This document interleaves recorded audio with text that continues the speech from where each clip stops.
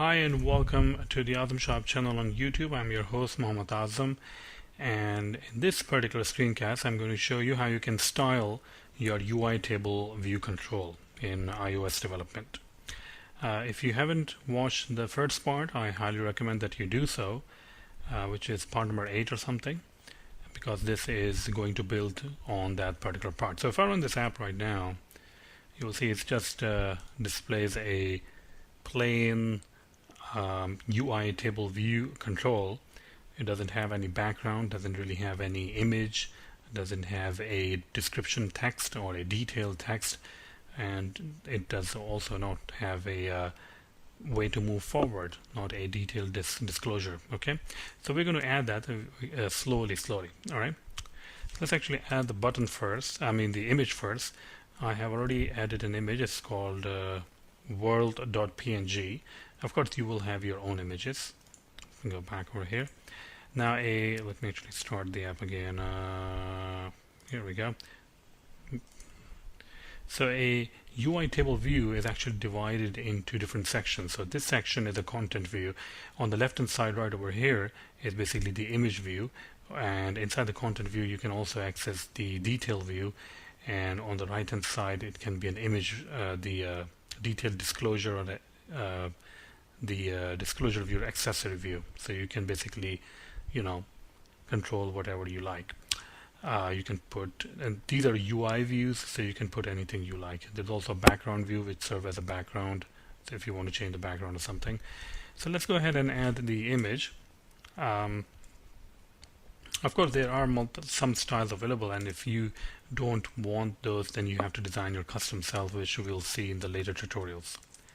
So here we go, cell.imageView, okay, and set image, and we already have the image, so I'm just going to say UI image with named, and the image name is world.png. Alright, now this image is going to be displayed on the left hand side. That is a default structure. Okay, these are, so the iOS SDK has this default implementations that the image, whenever you add using the image view, it will be on the left hand side of the text. Okay, here we go. So it's on the left hand side of the text, and it's with all the rows. Of course, in the actual application you will have different images for each of the items that you display. All right, now the second thing we can do is to add some sort of a detailed message. Like if you have item number 1, you can tell the detail about the item. Okay, so we have a detailed text label over here, and it's just a label, UI label control, so we can say set text, and you can actually set any text. So UI table view is awesome. Alright, so let's run this, and you'll see that nothing actually got changed, and that particular thing, the detailed text, is not displayed. It should have been displayed over here, but it doesn't display right now. Okay, now the reason it does not display is that we're still using the UI table view cell style default, so we have to change it, UI table view style, to a subtitle.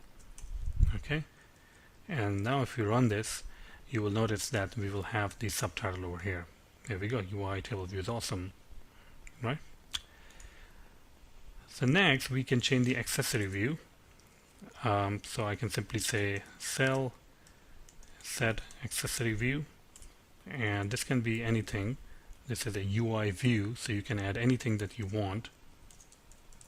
I would say UI button. Actually, you know what? Let me add it in a different way. Cell.accessory view equal to UI button, and button with type UI button type detail disclosure, and let's run it. Now accessory view, once again, it is a UI view, so you can add anything you want. I'm just adding, for the sake of simplicity, I'm just adding a UI button, because UI button also derives from a UI view. Alright, so here we go. We can see that all of these items or rows or cell are decorated with now a detailed disclosure. So we're not done yet. We need to change the color. Okay, so how do we do that? So if I go over here and if I say simply self.tableview dot background color and UI color green color. So let's run this and see what happens. See, this actually does change the color, but it changes for the whole grid. Okay, and what you want to do is to change the color of the rows, and not only for the rows, and also to add a gradient to it. Okay, so well, if you want to add gradient, it's pretty simple, because you're going to do one thing over here, which is color with patterned image, and we already have the gradient image, which is green gradient.png. Now keep in mind that we are setting this thing on a table view and not on individual rows. Actually, this should be UI image, and then image named is green gradient.png. So it has kind of set the gradient, but the gradient is set on a table level and not on the row level, and that's why it looks so ugly. Okay, so we want to change this. We want to set the gradient to a row level. So I'm just going to say over here clear color, because we don't really want any color for the table view. Okay, the row or the cell will be responsible for the color. So let's go ahead and do that.